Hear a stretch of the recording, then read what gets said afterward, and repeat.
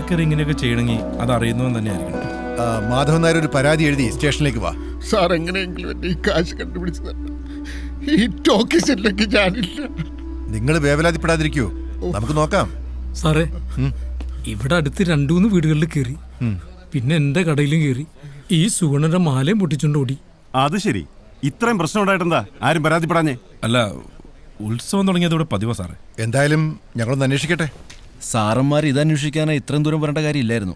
കള്ളൻ കപ്പലിൽ തന്നെ ഉണ്ട്. താൻ എന്താ പറഞ്ഞു വരുന്നേ? എന്റെ പൊന്നു സാറന്മാരെ, ഈ നാട്ടുകാർക്ക് മൊത്തം അറിയാവുന്ന ഒരു ഭൂലോക കള്ളനുണ്ട് ഇവിടെ, ഇവരുടെ സംഘത്തില്. എവിടെടാവൻ?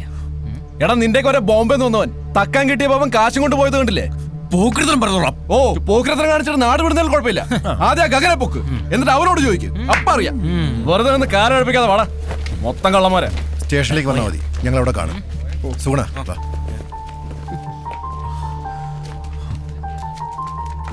പുറത്തുനിന്നുള്ള ആരുടെ കളി? ആരാന്നേ ഉത്സവത്തിന് കുറെ എണ്ണ ഇറങ്ങിയിട്ടുണ്ടല്ലോ.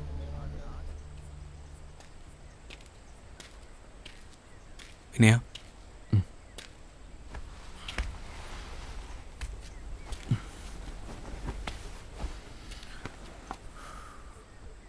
പണ്ടുകുറെ തരികട കാണിച്ച് നടന്നിട്ടുണ്ട്. പക്ഷേ അതൊന്നല്ല ജീവിതം എനിക്ക് പിന്നീടാണ് മനസ്സിലായത്. അത് പഠിപ്പിച്ചെന്ന നീറാശാൻ ഇനിയില്ലാന്ന് പറഞ്ഞപ്പോൾ എനിക്കിവിടെ നിൽക്കാൻ തോന്നിയില്ലടാ. നമ്മുടെയൊക്കെ ജീവിതം അങ്ങനെയാണ്.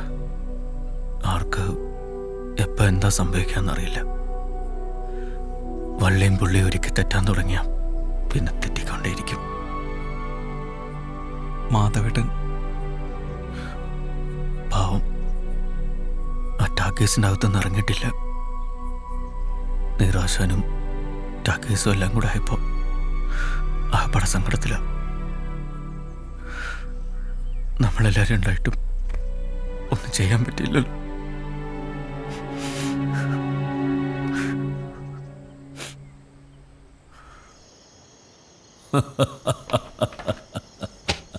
ശ്രീദേവി അളിയൻ്റെ ഒരു കാഞ്ഞ ബുദ്ധിയേ. ഞാൻ പറഞ്ഞല്ലോ ഗോവാച്ച, ആ സ്ഥലം കുറച്ച് കഴിയുമ്പോൾ നമ്മുടെ കൈ വന്ന് ചേരുന്നു. ശരിയാളിയാ, ഇനി എത്ര അവധി കൊടുത്താലും മാധവൻ ആ കണക്ക് തന്നു തീർക്കും തോന്നണില്ല. താനെന്തായാലും പണിക്കുള്ള ആളെ കൂട്ടിക്കോ. നാളെ സൂര്യൻ ഉദിച്ച് പെരുവത്ത് കടവിൻ്റെ മുകളിലെത്തുമ്പോൾ ആ ടാക്കീസ് ഉണ്ടാവരുത്.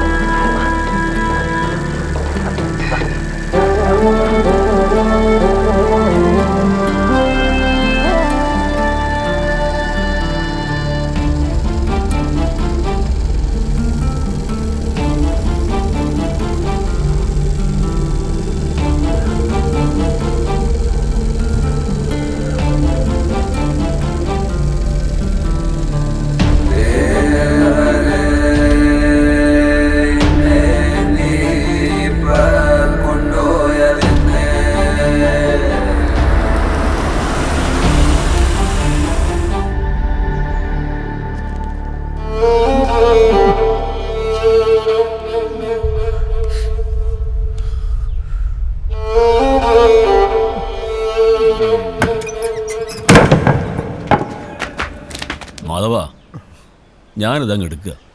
ഇതിന്റെ ഉള്ളില് ഒരുത്തനും കാലുകുത്തില്ല. നേരെ നീക്കണ ഒറ്റ ഒരുത്തൻ ടാക്കീസിനകത്ത് കയറിപ്പോരുന്നു. താൻ വിചാരിക്കുന്ന പോലെ ഇവിടെ ഒരു ചുക്കും നടക്കത്തില്ല. അത് ഏത് മേനോനാണെങ്കിലും ഭഗവാനാണെങ്കിലും തനിക്ക് തരാനുള്ള കാശ് ഞങ്ങൾ തന്നു തീർക്കും. എടാ ചള്ളു ചെറുക്ക, നീ എന്തോ വളർത്തി തരുന്നാ പറയുന്നേ?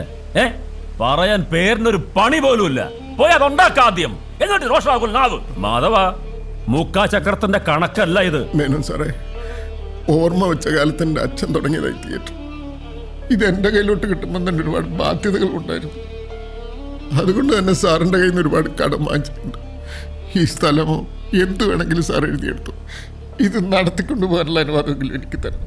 എടോ മാധവ, തന്റെ ചരിത്രം അറിയാനല്ല ഞാൻ വന്നത്. പെരുവത്ത് കടവുകാരെ മുഴുവൻ സിനിമ കാണിച്ച് പുണ്യാളനാവാൻ ഞാൻ ഉദ്ദേശിച്ചിട്ടുമില്ല. പിന്നെ ഇതിനകത്തൊന്ന് എന്തുണ്ടാക്കാനാ തന്റെ വിചാരം? ആ ഫിലിം കറക്കുന്ന കുന്ത്രാണ്ടത്ത് നിന്ന് ഉണ്ടാക്കാന്ന് വെച്ചാ 960 ഉണ്ടാക്കിയ ഒരു തുരുമ്പ്. മാധവ, വെറുതെ കേസും വെക്കാനൊന്നും വേണ്ട. അതാ നമുക്ക് 2 പേർക്കും നല്ലത്. ഇതേ താൻ ഒപ്പിട്ട് തന്ന മുദ്രക്കടലാസ. ഇതിൽ ഞാനിത് അങ്ങ് എഴുതി ചേർത്തു. വിനയ, അവരെടുത്തോട്ടെ. നോക്കി നിൽക്കാണ്ട് ചെന്ന് പൊളിക്കണം.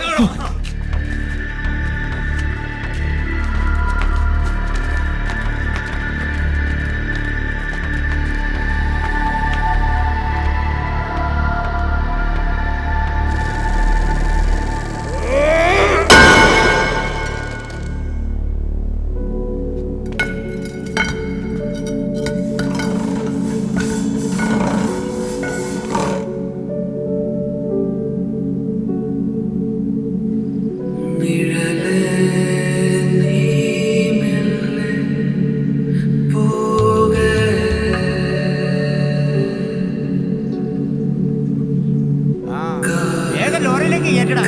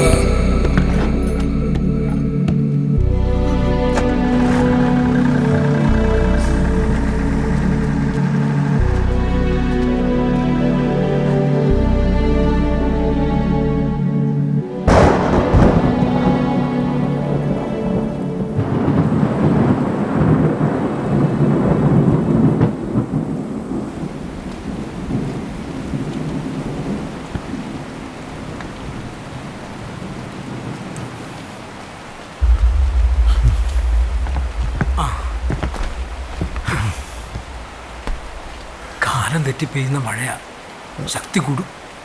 പെരുവത്ത് കടവിൽ ഇനി സിനിമയില്ല.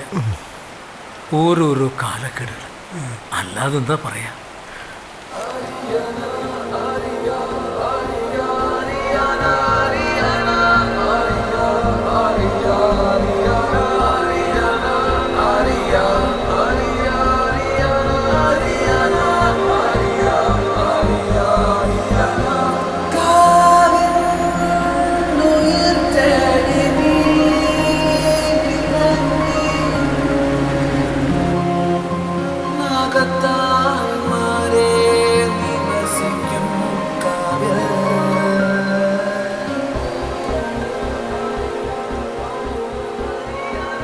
ഞങ്ങളൊക്കെ ഇവിടെ ഉള്ളപ്പോ എങ്ങനെ മാധവേട്ട പോവാൻ പറ്റണേ?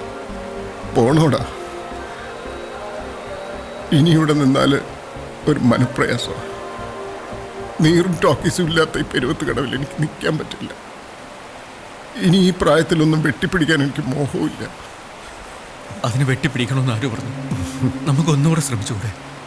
ഞങ്ങളെല്ലാവരും ഇല്ലേ കൂടെ? ആഗ്രഹങ്ങളും സ്വപ്നങ്ങളും ഒക്കെ സിനിമയിലും മാത്രമാണ്. അതിൻ്റെ പിന്നാലെ പോയവർക്കൊക്കെ വേദന മാത്രമാണ് ഫലം.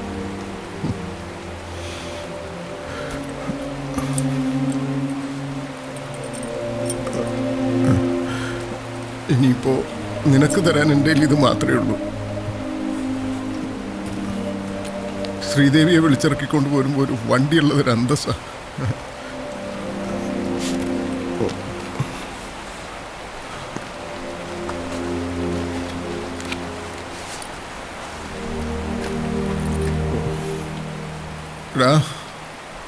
ഇത് വെച്ചു വാങ്ങിക്കടാ.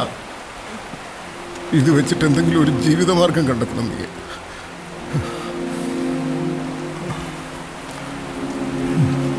അപ്പൊ നിങ്ങൾ എങ്ങോട്ടാന്ന് വെച്ചാൽ പോയിക്കോ. ഇനി ഒറ്റയ്ക്കാൻ മതിയെന്ന് തീരുമാനിച്ചവരെ എനിക്കും കാണണ്ട. എടാ വിനയ,